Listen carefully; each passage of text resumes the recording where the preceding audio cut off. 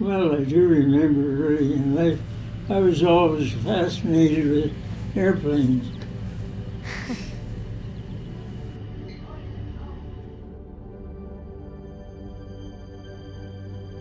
I think he Ralph Illivan.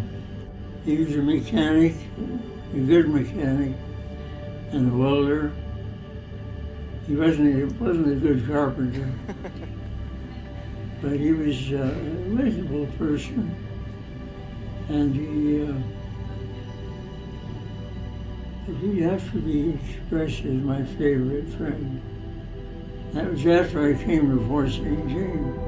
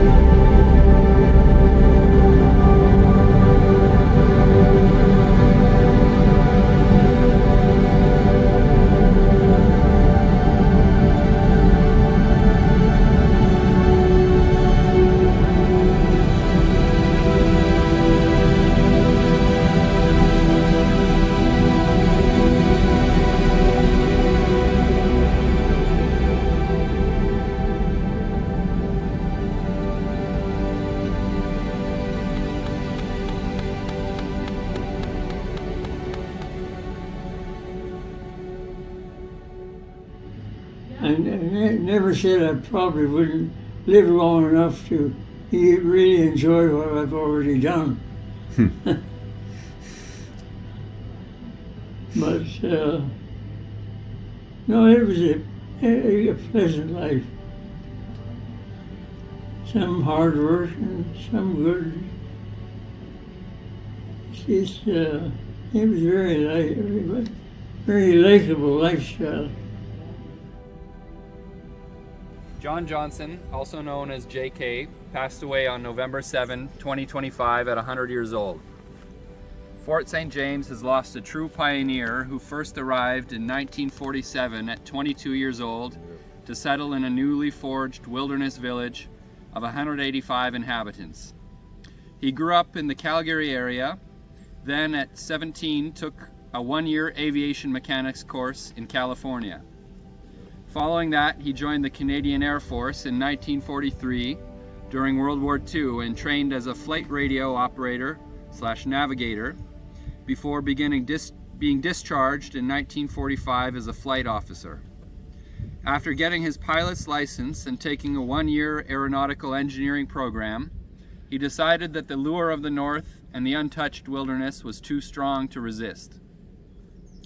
John established himself as a fishing and hunting guide in Fort St. James for the first 4 years, along with purchasing land where he built log cabins called Evergreen Villa Auto Court, which today is the New Caledonia Motel that he owned for 34 years. Irene, his wife, tended the motel in those busy years. At the same time as expanding the motel business, John built and ran 4 bush sawmills and 1 permanent mill on Tezeron Lake, which operated for 8 years, where later he moved 4 log cabins onto his newly established fishing and hunting resort called Cinnabar Resort, which he ran for 35 years. He also used his bush float plane to fly guests and family throughout northern BC, as well as for mineral prospecting when time allowed. He established a fishing camp, cabin, and boat on 2 remote fly-in lakes and a tent site with a boat on 2 other lakes.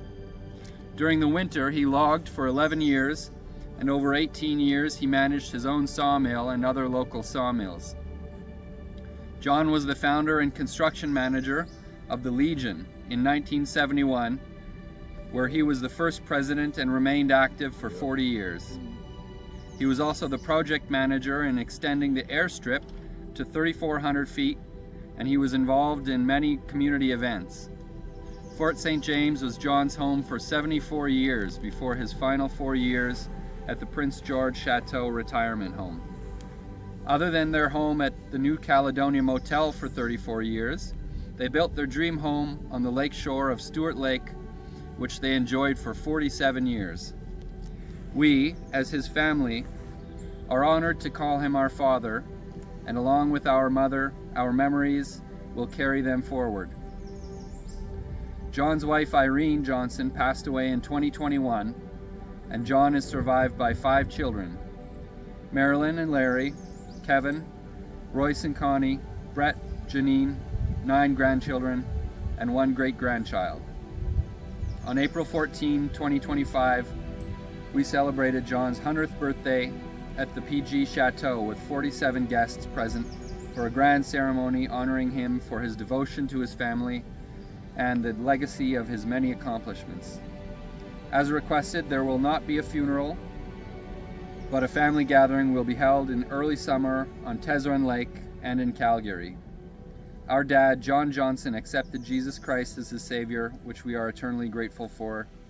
God bless you, our dearest dad. You are sorely missed, but with God's grace, we will be reunited. The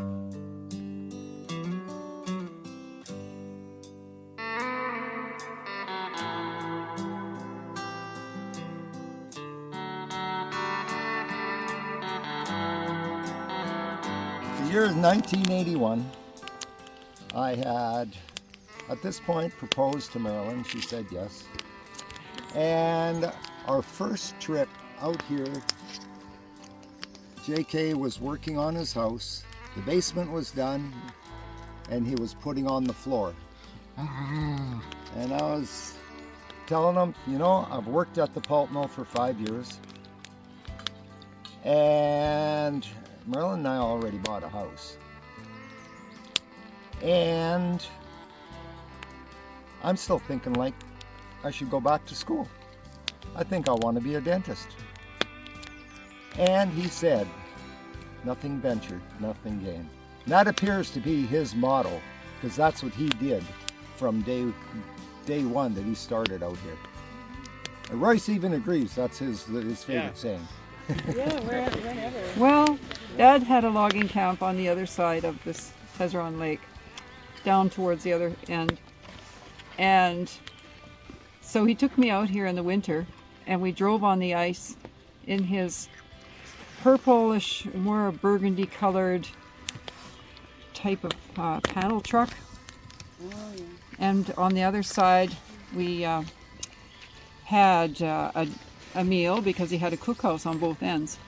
So as a 6-year-old girl, you know, I was really impressed with the cookhouse and the pies that came out of it, and the pancakes, breakfasts, and really awesome food with about 20 men all at the table and everybody having a good time. And it was just like one big family out here.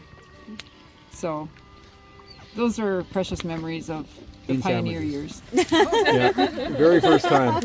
And so toasted the toast over a campfire and heated up a can of beans on the side of the fire and spread the beans on the toast, and I thought it was like a chocolate bar to me. I just loved it. You know?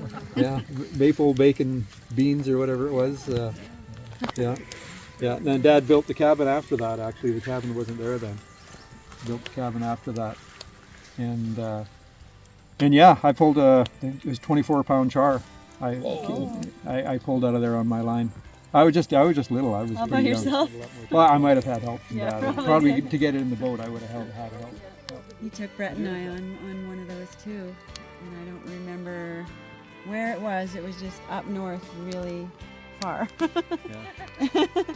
Yeah, and I remember he brought his prospecting beeping metal detector thing, and yeah, he carried that everywhere, and we had backpacks, and we did a lot of walking in our gum boots, and it rained sometimes when we got back to the camp. And I remember Dad making pancakes outside on the fire, and it was pouring rain.